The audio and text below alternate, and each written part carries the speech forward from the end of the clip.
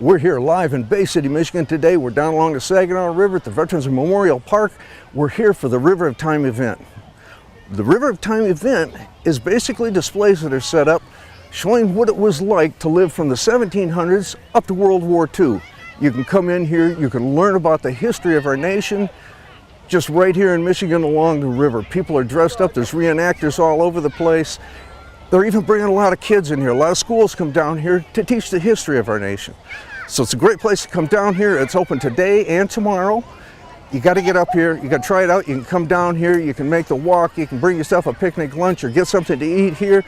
There's also all kinds of artifacts that you can look at, and there's also crafts that are replicas of that time and era. So get up here now and try it out.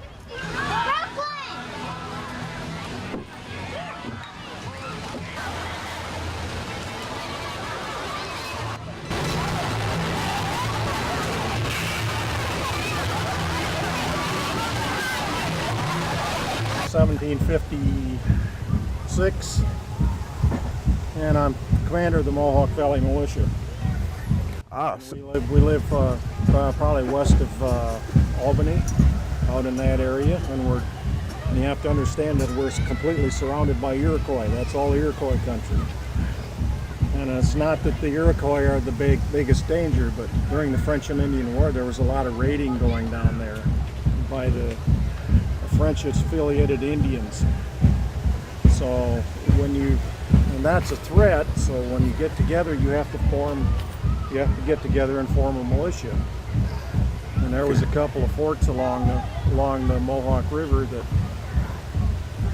where we gather about once a month to drill and go through all the military stuff. And we're all basically civilians. okay. But we are under the auspices of the colony of New York. You know, we follow their rules as far as we can, but we're a poor organization. We all have guns, and the Army is probably way east of there toward Albany, so we have to protect ourselves, essentially. And every time there's an alarm, we have to get together and go out and check it out to see if it's true, how true it is, and who got killed, and where the We're proud to say, we're proud to country. Everybody knows everybody. Everybody calls everywhere. You don't need an invitation. We offer you the number. Yeah, we know how to work and we know how to play. We're from the country.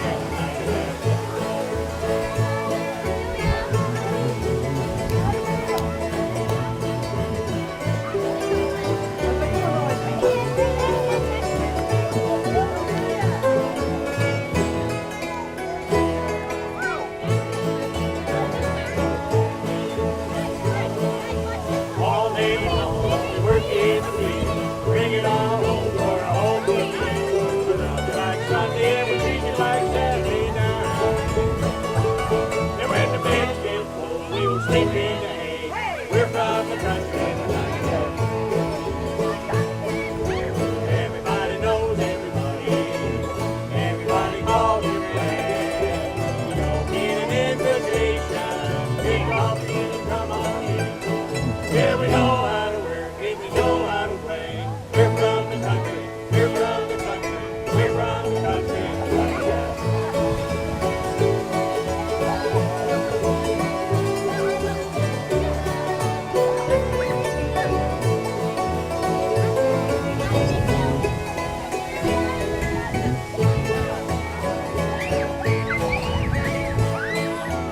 Everybody knows everybody. Everybody calls you friend. You don't need an invitation. Take all the things you're on. Yeah, we know how to.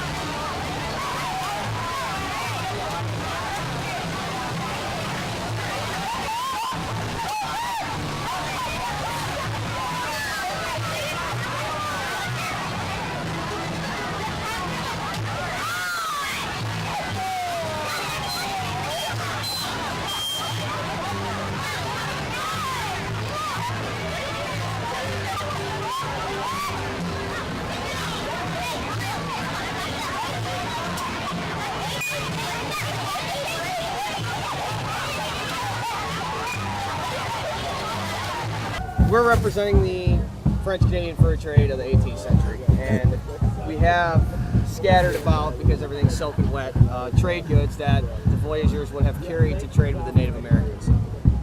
The trade beads, the small trinkets, the knives that we have sitting on the chair, those were very popular items because the natives weren't used to them.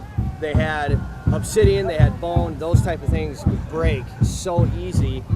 And then when the French and the English came down with the steel, they were more than just one-use items, and the Native Americans went nuts for them. Now, I see your canoe. You've got it tipped. You built a little camp out of it. Explain that to me. So what would happen was, it was too much of an inconvenience to carry a tent because it took up too much room, and therefore you couldn't carry as many goods. So at the end of the day, the voyageurs would have unloaded the canoe and they would have tipped it up on the bank, and this is how they would have slept. They would have slept right under it. As you can see, I have my bed and everything under there, and I sleep under there at night as well. And that's basically what they did. And I can't confirm this, but since it was birch bark, once it dried out, it got very fragile, and if you would have set it down, more than likely it would have punched a hole in the bottom, and that's more than likely why they flipped the legs. Yeah. That makes sense.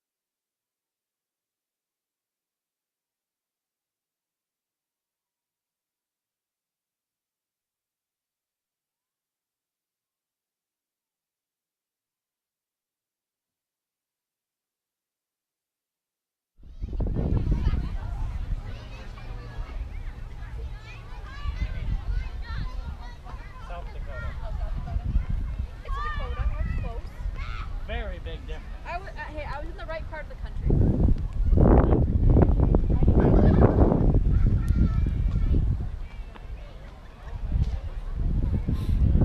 I can't believe some of these kids today and their stomachs on them.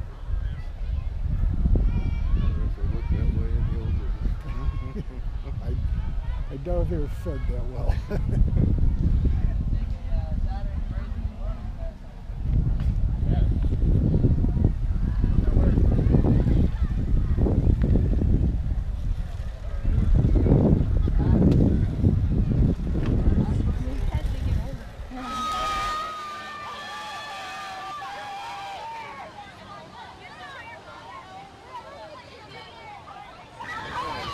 We're down along the river right now. You can probably see a lot of the camps around me, a lot of the tents. That's the way it was back in the 1700s and some of the 1800s. And that's the era we're in right now. So we're making a trip around here. We're seeing a lot of different history, meeting a lot of different people. We've met the Scots, we've met militia from America here. We've met some of the first traders that came from Europe. So a lot of interesting history that's out here. You probably should notice that there's a lot of kids around too. All the kids have come in from their schools today from everywhere, and they're going around here. It gives them a chance to learn about our history here in America. And it's a chance for you to do it too, just by coming down here on the river and making this river walk, the River of Time.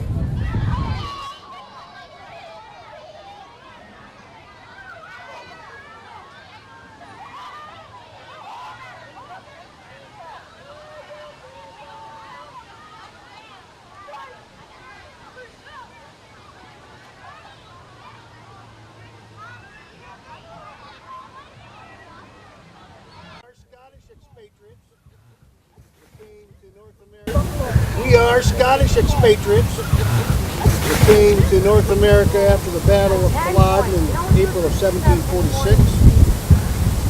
Our clan was out for the Stuart cause, and we lost to the Hanoverians, which was a bad deal. The Duke of Cumberland, who became known as the Butcher as a result of his actions after the battle, killed prisoners, and they started to hunt down anyone who had Jacobite ties.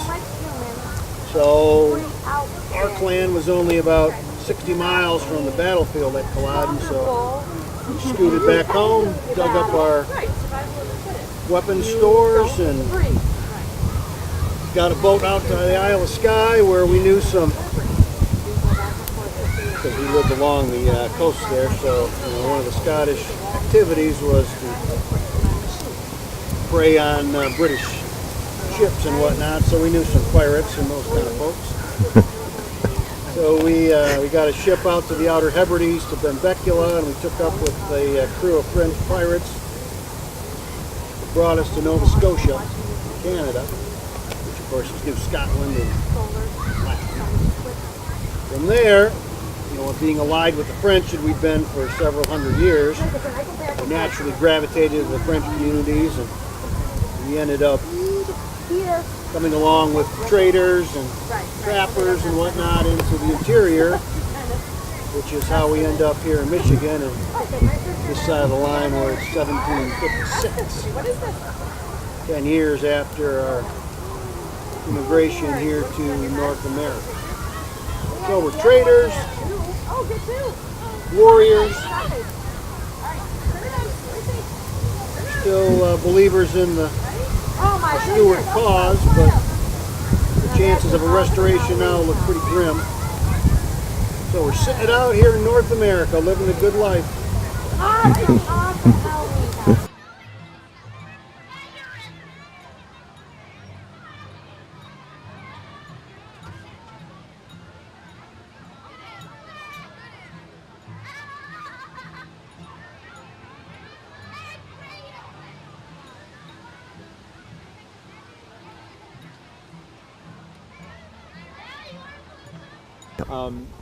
I'm a British tar. I'm a subject of the Royal Crown of Great Britain, good King George. I'm a sailor, and I happen to be employed currently by the Northwest Company. It's the greatest fur company in North America. My employer is Mr. McGilvery. This is his fine camp, as you can see. He's off discussing business, I'm sure, with our native partners. I crew on the ship, the schooner Nancy. It's also owned by the Northwest Company, and we sail the Lake Superior, moving goods to and fro across Lake Superior for the company. So this is my camp. It's somewhat typical of a gentleman's camp of the era. Mr. McGilvery's got a lovely canvas tent to keep him out of the elements, and this wondrous fly to keep the rain off of our heads on a day such as today. It's quite the thing to have. As a sailor on the Nancy, I have some of my accoutrement, which is appropriate for a sailor. My knives, my sewing gear, a fid for splicing rope. In case we were to be boarded, I borrowed one of the ship's blunderbusses. It's also handy for maintaining security around Mr. McGilvery's camp, so we don't experience, as they say in the modern terms, shrinkage of our trade goods.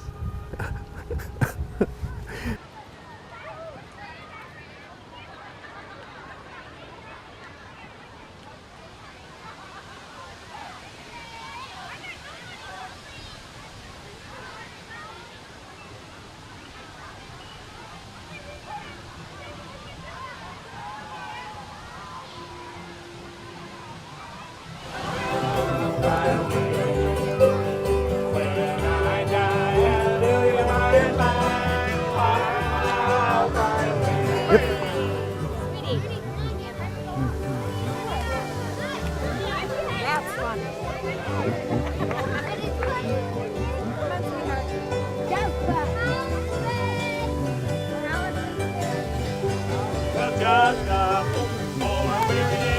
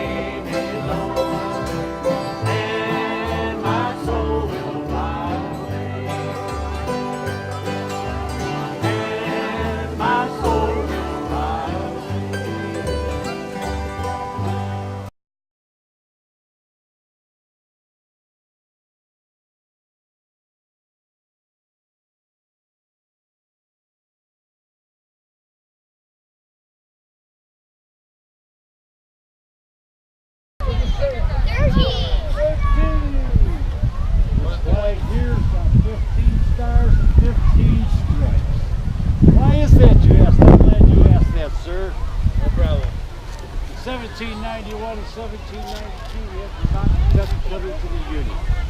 So in 1795, they decided to make a new flag. They had the 2 stars and 2 stripes to that their flag. Well, it's fine today until 1818. In 1818, we had 5 more states wanted to come into the Union. Well, Congress looked at the flag and said, wow, we got to do something here. We said, keep adding stripes to the flag. If we do, the flag will be 12.5 foot long, 5 foot wide. So they actually decided to go back to 13 stripes and just add the star. But that's not what makes this flag so significant. During the War of 1812, on September 14th, 1814, the British came up to Baltimore. They put on a little fireworks display over Fort McHenry. And way out in the bay, there was a prisoner ship with a young lawyer on that ship trying to get a gentleman off. But before he could leave that ship, the war was a-raging. So he stood on board that ship all night long and into the morning. When the morning came, he pulled out an envelope out of his vest pocket and he started writing down a poem. And he called that poem the Star-Spangled Banner, which became our national anthem in 1931. And as we all know, that gentleman's name was Francis Scott Keyes. Now you're wondering, how did he see that flag being so far out in the bay? Well, General Amistad, he had 2 flags made. He had a regular standard storm flag made, and he had one that was 20 feet by 40 feet. He hoisted that up because he wanted the British to see that flag. So there's your history on the American flag that I know that you've never learned in school.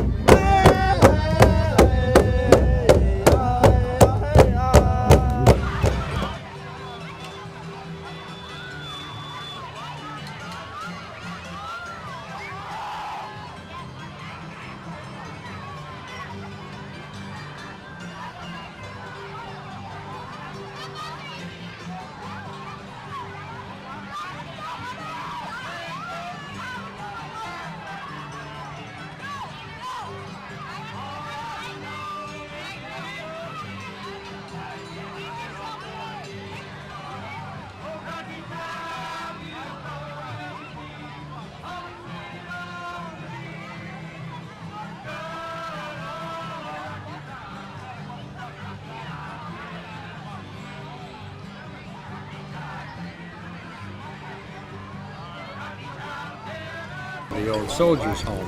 But before you were president, when you were running for president, you just went out and I didn't go anywhere. During the election campaign of 1860, I stayed in Springfield. okay. I didn't make any speeches. How did you run? I mean, how did you end up getting elected then? Well, for one thing, it was other people, my friends and other people in the party that did the campaigning. Governors, senators, congressmen. And how I got elected was really because there were 4 of us running. I was the Republican candidate. Stephen Douglas was the candidate for the Northern Democrats. And the Southern Democrats ran John Breckinridge. And then the Constitutional Union Party ran John Bell. Well, with the Democrat Party split, that almost guaranteed a victory for me, because the Constitutional Union Party was pretty much a renaming of the Know Nothing Party, which didn't do much. They were very, very singular issued. And so Stephen, up until 1860, it was not proper for a presidential candidate to campaign on his own behalf. His friends in the party did it for him. Stephen Douglas in 1860 broke that mold. He campaigned all over New England and the South and the western states. When it was all done, he got 12 electoral votes. I got 180. See, even though the popular vote, I got less than 40%, 39 point something. All right, the other 60% was split between the other 3 candidates, but I won the electoral vote. So that's how I got elected. Tell us a little bit about your early life and growing up. Well, there's not much to say about that. Well, but I was born on a farm in northern Kentucky. There were problems with land titles in Kentucky because of the surveying system or lack of it. Couple that with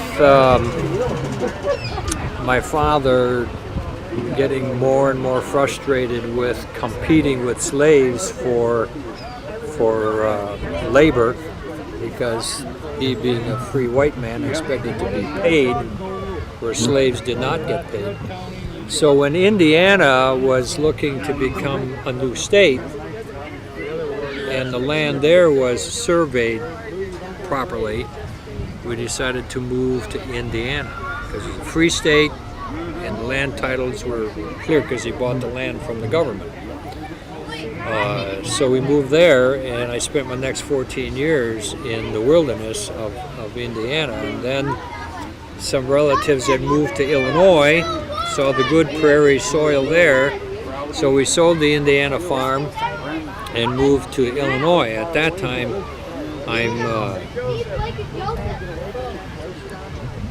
21 years old now.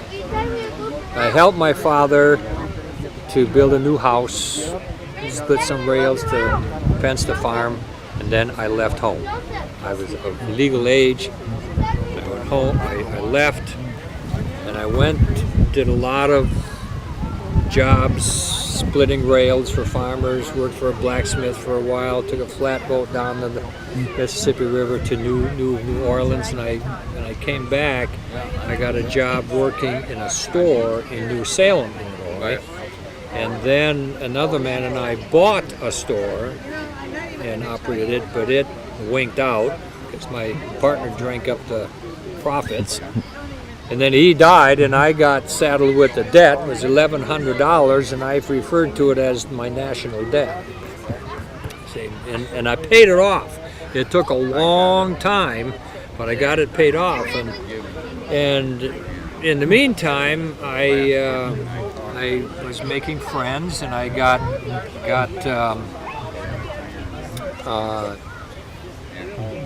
Black Hawk War started while I was out of work, and I needed money. So I went to fight in the Black Hawk War. Well, the men in my company chose me to be their captain, which was good for me because it paid $3 a day versus $1. See? And then I served a second stint, and then after that I ran for the state legislature. Did not get elected in 1832, but I did get elected in 34 and then 3 more terms after that. While in the legislature, I became friends with a man named John Todd Stewart. He was a lawyer from Springfield, and he encouraged me to study law. So he lent me law books, and I read the law books over and over and over, and became a lawyer then. Moved to Springfield, became partners with Stewart.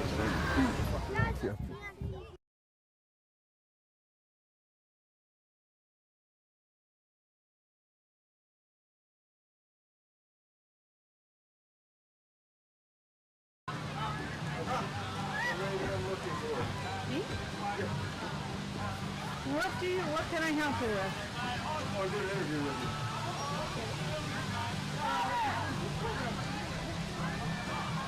I'm standing here with Jan Rao right now, and she is the chairman of this event. And Jan, maybe you could tell us a little bit about how this event got started and why people should come up here.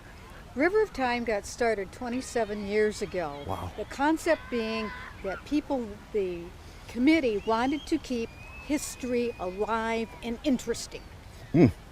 And they do that by bringing out reenactors. Reenactors, and we are blessed to have a multiple time line. So we have Native American, colonial, Civil War, French and Indian, World War II are our featured groups. And so if you're interested in any of those time periods, we have something here for you to see. Okay, as people are walking through, they seem to be set up in encampments. So people can actually go over and talk to them and look at what it was like, what they used in that period? Absolutely. That's the beauty of this. You can come, talk with a person one-on-one.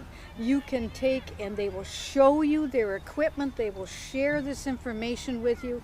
This morning I was talking to a 1914 British soldier who was telling me about a memorial tin that Princess Mary gave the troops in 1914. You don't get that in a history book. You get that by coming here. Okay. And I know that people are coming from all over. I've seen different groups. Where do they all come from? We have schools from the area, Bangor, Saginaw, Bay City, Union Fairgrove. We've had some even come from Gray. So they come from all over this mid area of Michigan. Okay. One of the nice things about this event, it's a free event. We are a free event. We do not charge an admission, but we do need to live on donations. So we love to get donations. Okay. I see you have a lot of crafts here that people, for the different eras? Yes, we have what we call our Sutler's Row. And we have Civil War, we have native goods, we have goods from Revolutionary War, and then there are some handmade goods thrown in just for good measure. Okay. To make things easy for people too, if they're staying around here for a long time, I've seen there's some food vendors around? We have some food, we have some period food, we also have a little bit of modern food, so you have one or the other depending on your taste. Okay, free event goes on every year. Get up here and have some fun. We also want to thank, as part of River of Time, our sponsor, who is the Bay County Historical Society. They are our local museum, and we work in affiliation with them to bring this event to you. And they help us with in-kind services, so this is a joint venture. Be sure to stop by and visit our local museum as well. Thank you.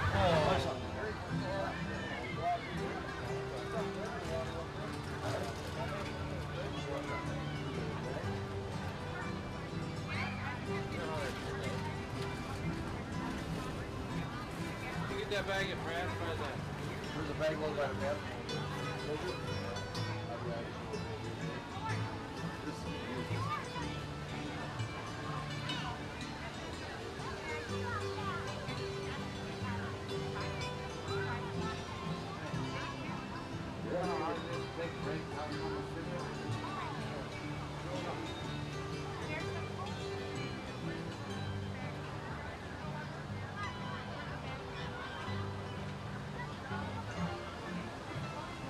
Another group over or no?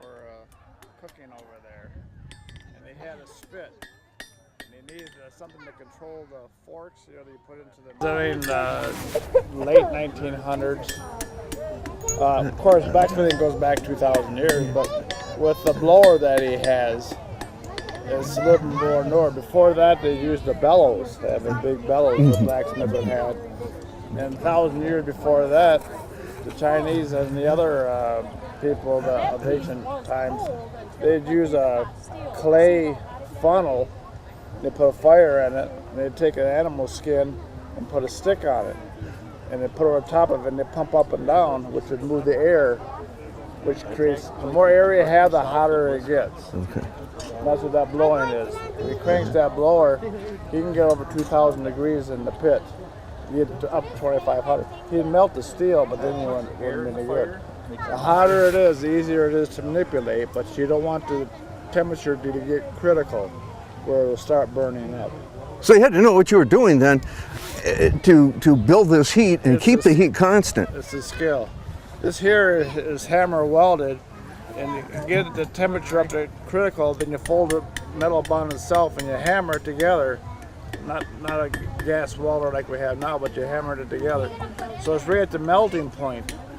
So that when you hammer it together, then the two surfaces bond together and make one. Okay.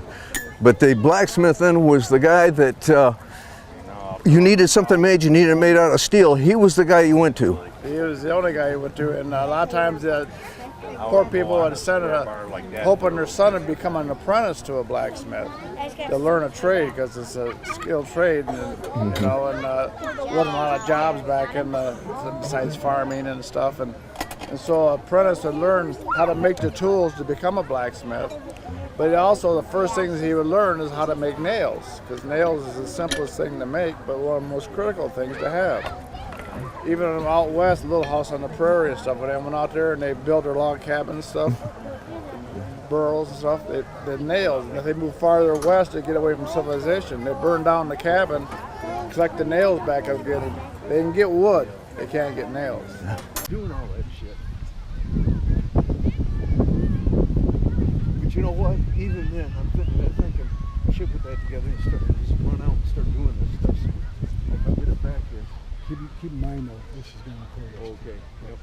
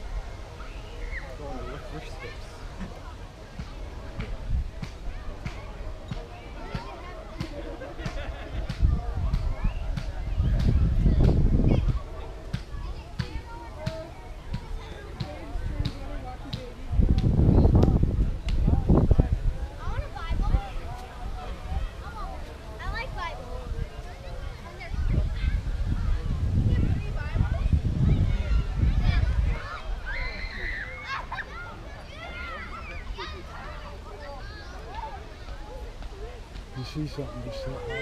Guys, wait. Wait.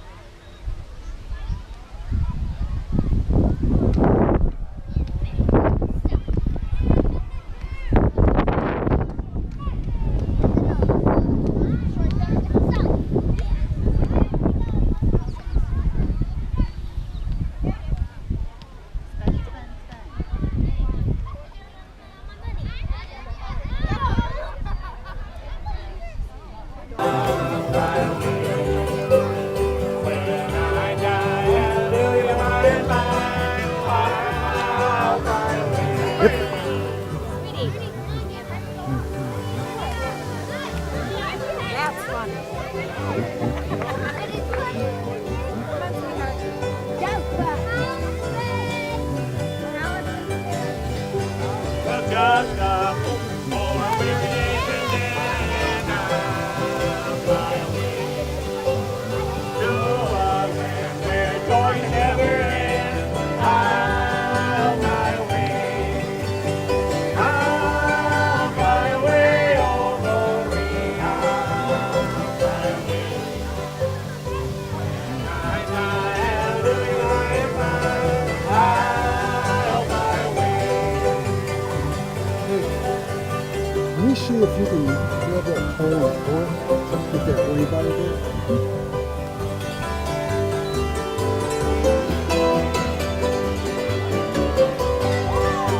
But just a few more weary days and then I'll fly away to a land where joy never ends. I'll fly away.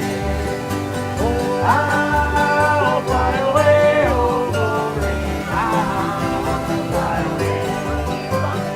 When I die, hallelujah, I am mine. I'll fly away.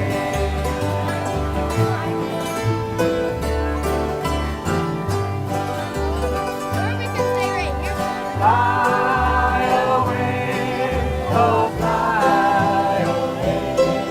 My soul will one day fly away.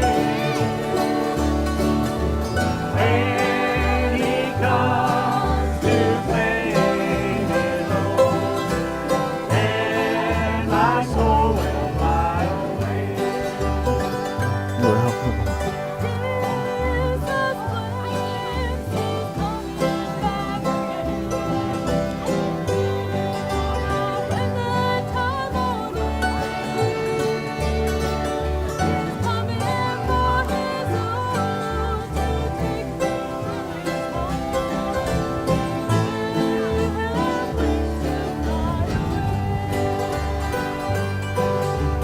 Fly away, oh fly away.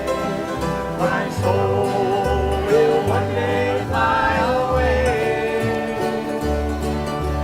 When he comes to claim his own, and my soul will fly away.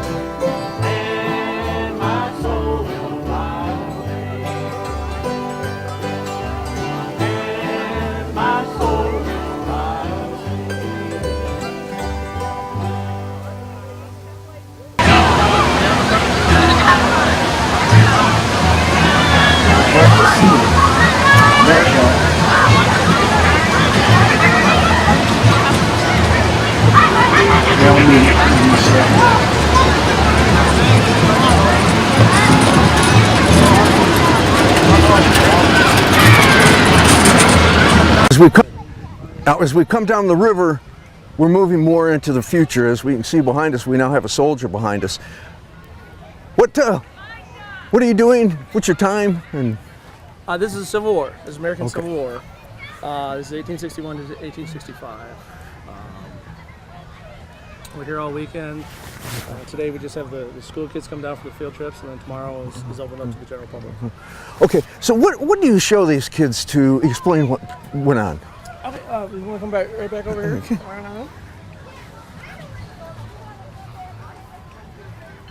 I give them my just the basic standard infantry kit that a soldier would have, a basic enlisted soldier. It basically just about everything on this table. This is laid out as for their own for inspection purposes. Okay, so that's what he's carrying with him then. This is what he's carried with him in his haversack, which is a pouch on his shoulder, his knapsack, backpack on his back, pockets, you know, what have you. You got the cartridge box, which has all their ammunition in there, and of course their fork, spoon, and knife, plate, cup. Their belt that has their bayonet for their musket, and then of course the musket there, and just various other personal items, you know, like a shaving kit, you know, razor, toothbrush, hygiene, you know, bits of food, playing cards maybe, New Testament, you know, games like checkers, you know, and so on and so forth. They might even have a little skillet in their bag as well. And then you got your uniform up here. You got your writing journal. Just a leather-bound journal. They got candles and all this stuff either going here and here, depends on their. And you got their uniform that they wear, just a regular coat like this, maybe a sack coat, a waist length coat, or even a frock coat, which is as long as this one is. I have the dark blue trousers for regular infantry, you know, United States infantry or whatever, or for an officer would most likely have dark ones. But usually the volunteers would also have light blue trousers, which would be this color here. Now, how did they travel? How they travel? Infantry traveled by foot. They walked everywhere. Wow. Cavalry, of course, was on horses, and artillery had the cannons. Some artillery walked. Some of the members of the artillery rode on the caissons or rode on the horses as they're pulling the cannons. What do they eat? What do they eat? Just like I was explaining to the kids previous, their basic ration issue for about 3 days was maybe about 1.5 pounds, 2 pounds of salt pork, cured bacon, cured smoked meats or whatever, maybe about 15 to 20 crackers or what they call hardtack, and then they'd be issued some coffee as well, just regular coffee beans, you know. The hardtack, they called it sheet iron crackers, teeth fillers, worm castles. It was so hard, they really couldn't eat it. To soften it up, they'd boil it in their coffee, and if there's worms on there or bugs or whatever, they just skim it off their spoon or something like that, or if they're really hungry, they'd eat it because it is a good source of protein. After they get done with that, they'd have a nice little mash, and they mash it up, and after baking or cooking their bacon, they put it in their skillet or their pan or whatever, in the bacon grease, and make a nice little flavored, more palatable treat for them. So, a lot of times they'd be going through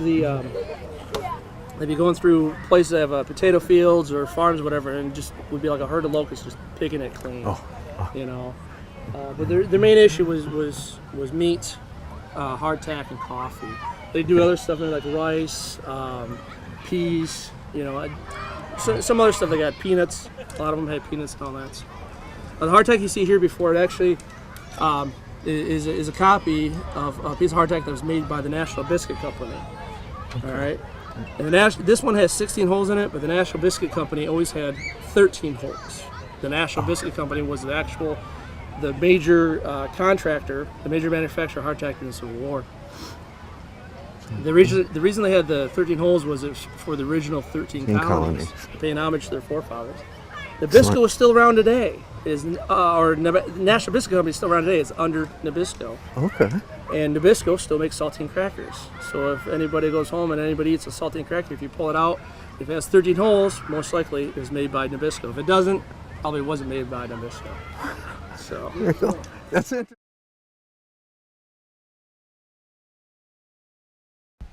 Yeah, we came down there. We shot there.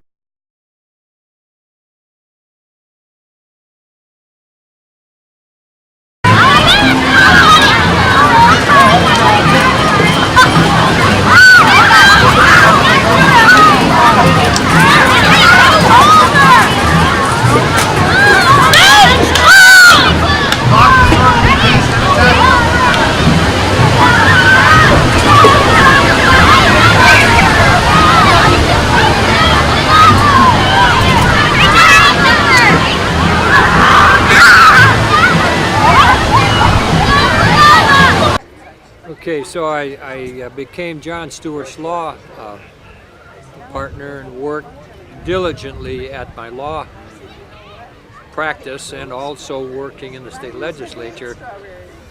And then I changed law partners to Stephen Logan, and then eventually, in both cases, I was the junior partner. Then I wanted my own practice, and I took in Billy Herndon. And then in all of that, I'm involved with politics and got elected to Congress for one term. And then after that, that didn't pan out real well. And so then I came back after that and just jumped into the law practice. And then in 1854, Stephen Douglas pushes through Congress the Kansas-Nebraska Act, which opened up the territories to slavery. That got my dander up, and I started making speeches against that bill.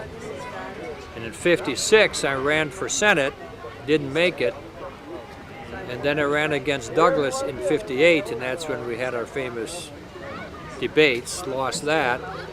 But then in 1860, my name was spread all across the country thanks to telegraph. You know, they got into newspapers all over everywhere, and so people everywhere knew by 1860 the anti-slavery mood in the country was getting stronger and stronger, and so that all coupled got me elected then in 1860. We're getting ready to call it a day now, but there's still a little bit of time left this evening, and then Saturday and Sunday it's still going to be going on. We are in downtown Bay City at the Veterans Memorial Park for the River of Time. Come on down, bring the whole family down here. It's a great place to learn a little bit about history and have a good time doing it. Thanks for watching.